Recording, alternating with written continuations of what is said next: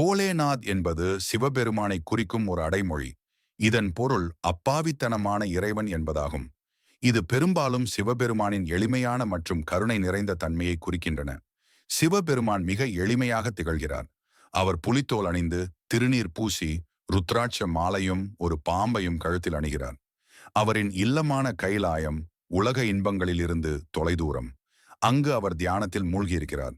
பொருள், அதிகாரம், அகங்காரம் ஆகியவற்றிலிருந்து விலகியுள்ளார். சிவன் போலேநாத் என்ற பெயரை பெற்றதற்கு காரணம், எந்த ஒரு நபரும் உண்மையான பக்தியுடன் அவரை வேண்டினால் அருள் தருவார். சிவனுக்கு அன்புடன் கொடுக்கப்படும் எளிய காணிக்கைகளையே ஏற்றுக்கொள்கிறார். சிவபெருமான் ஜாதி, மதம், செல்வம், நற்பண்பு ஆகியவற்றின் அடிப்படையில் யாரையும் பாகுபாடு செய்வதில்லை.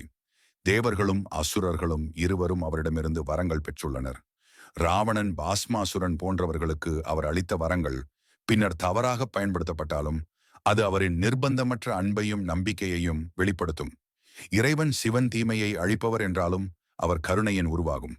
எத்தனை பெரிய பாவம் செய்தவராயினும் உண்மையாக மனந்திருந்தினால் அவர் அவர்களை மன்னிக்கிறார்.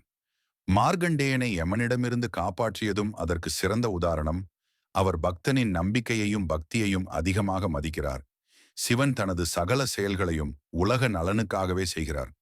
கொடிய ஹாலக்கால் விஷம் பிரபஞ்சத்தையே அழிக்கிருந்த போது சிவன் அதனை தனக்குள் குடித்து உலகத்தை மீட்டார். தன்னை குறித்து ஒருபோதும் சிந்திக்காமல் செய்த இந்த தியாகம் அவரின் பரந்த இதயத்தை வெளிப்படுத்துகிறது. சிவன் பரம யோகியாக ஆழ்ந்த தியானத்தில் திளைப்பவர். அதே நேரத்தில் இவர் பார்வதியின் அன்பான கணவரும் கணேசன் மற்றும் முருகனின் பாசமிகு தந்தையுமாக இருக்கிறார். துறவியையும் குடும்ப வாழ்க்கையையும் சமமாக கையாளுகிறார்.